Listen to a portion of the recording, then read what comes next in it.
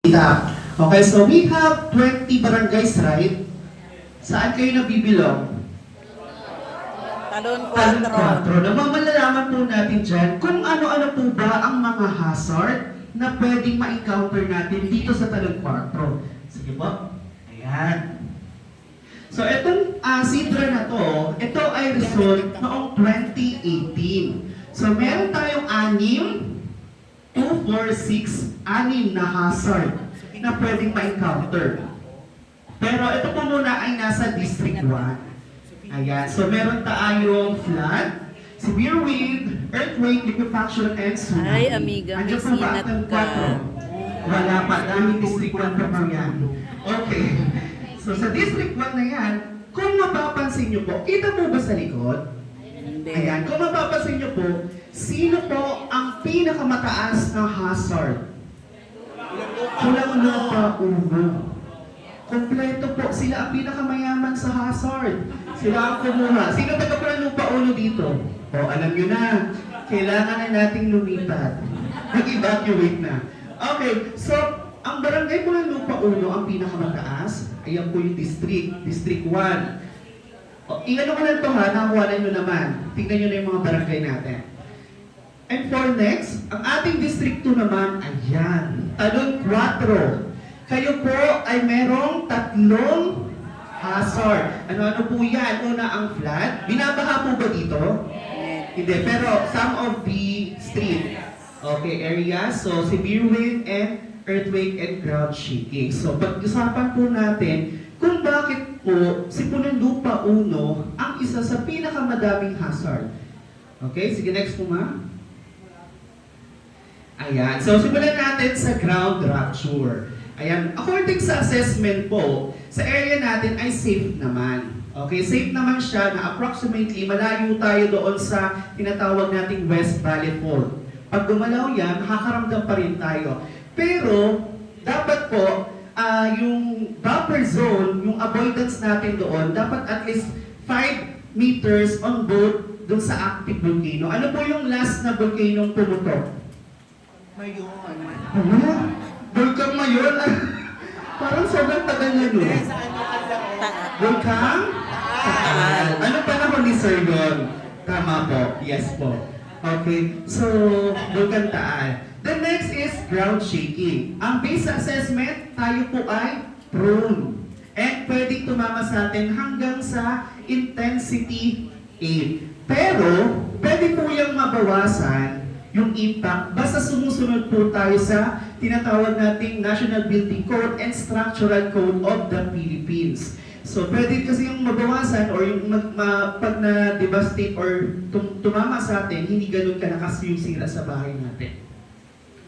Okay, next po is seismic hazard assessment. Pag-usapan natin ang liquefaction.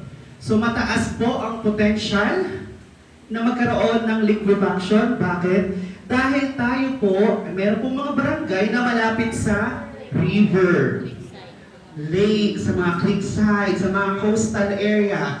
At alam niyo po ba na meron tayong 6 na barangay out of 20 na prone sa na pwedeng magkaroon ng liquefaction. Nandiyan po ang una ay Daniel Pajardo, Elias Aldana, Ilaya, Manuyo 1, Manuyo 2, at Pulang lupa 1.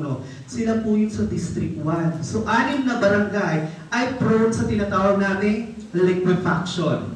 Next is earthquake-induced landslide. Safe po ba tayo? Bakit safe? Dahil wala naman tayong mga mountains dito.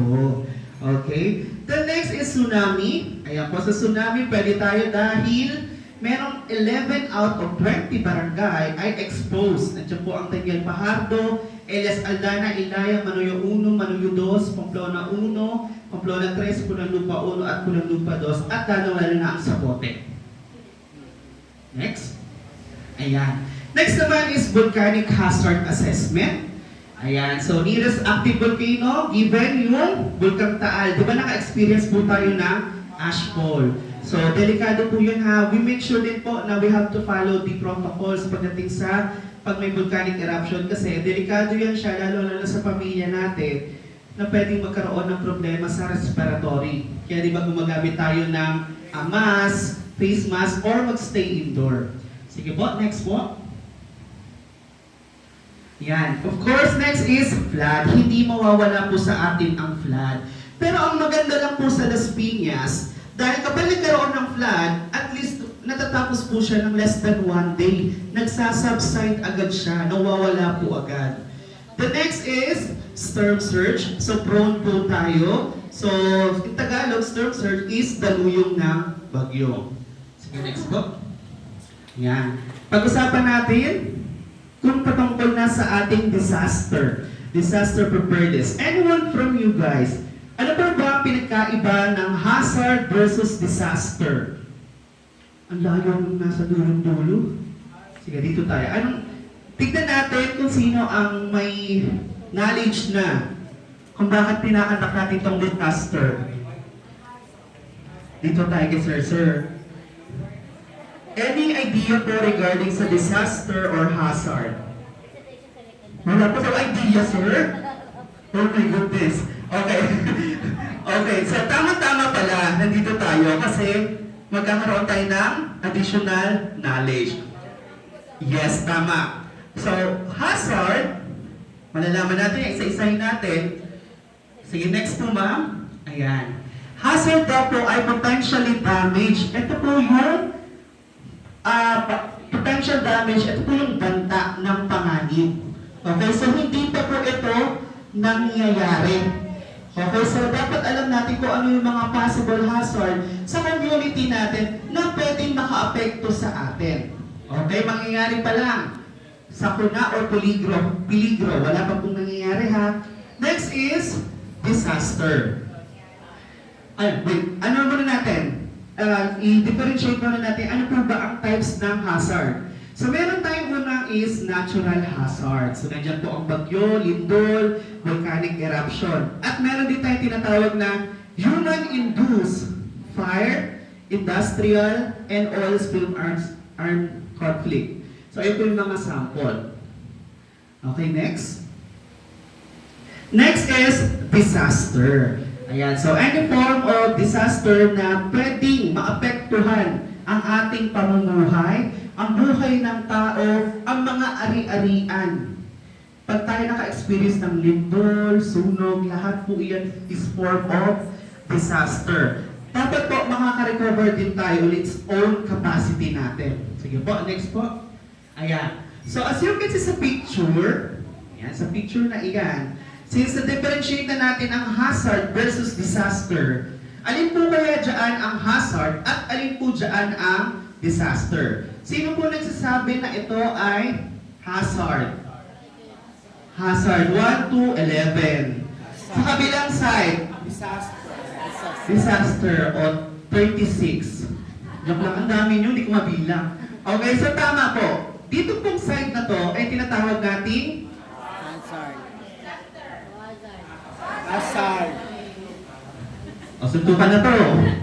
Okay, so etong ditong part na to ay hazard.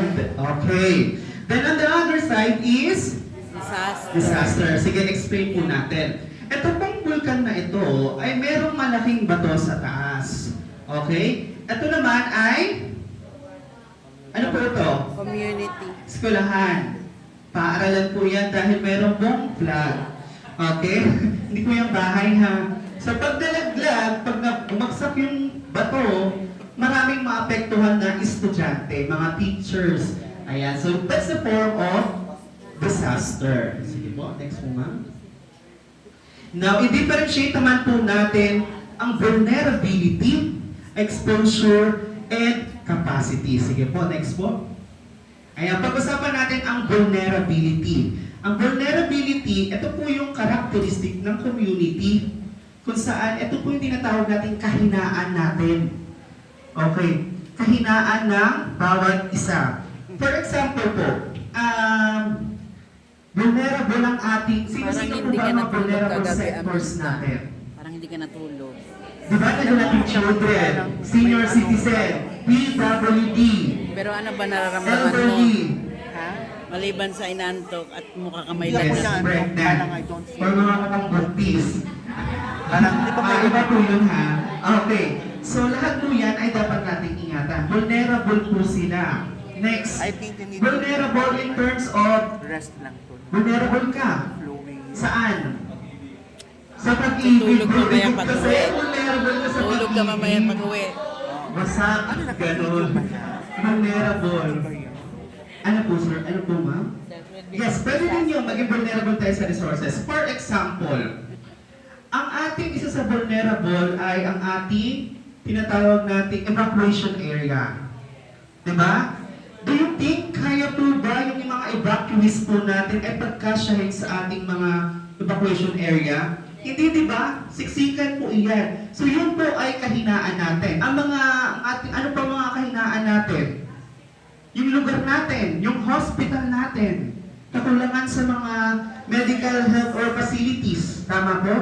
Yan po yung sample ng vulnerable. The next is exposure. Ito naman ay it-refer sa situation ng tao. Yung pagkakalantad natin. For example po, tayo ay nakatira sa yung mga tinatawag nating informal settler. Diba? Dikit-dikit ang mga bahay. So yung pagkakalantad nila ay prone sila sa sunog. Yes, sa mga coastal areas. Sa mga low-lying areas, pwede sila ma-expose, di ba? Pag low-lying areas, prone sa flood. So nasa pagkakalantad. Katulad na lamang po ng Pilipinas. Di ba? Ang expose po tayo sa bagyo. Bakit? We are situated sa Pacific Ring of Fire. Diba? Halos lahat ng bagyo, lindol, nasa atin na. Yan po yung pagkakalantad natin. Okay? Next po. Yes po. May question po si Sir. Okay, wala naman po pala. Okay, next is capacity. Ayan. Ano po ba yung strength natin? Kalakasan naman. Ano ang katangian at ano ang ating mga resources na pwede nating gamitin pag dumating si disaster? Okay, una, ano po ba ang may pagmamalaki natin na meron tayo? Being resourceful, resilient, powerful, confident, lahat na nasa iyo. Okay, so in order to meet the capacity, the highest level of capacity, is kailangan po natin ng true trainings. Tama? Siyempre, ini-enhance natin, ini-strengthen natin yung ating kaalaman, ang ating skills, at lalo-lalo sa decision making. Okay, so, in terms of knowledge, so, meron tayo yan, drills. Nagpa-participate po ba tayo sa drills? Yes, fire drills, saan pa? Earthquake drills. Kailangan po natin yan. Okay, para alam natin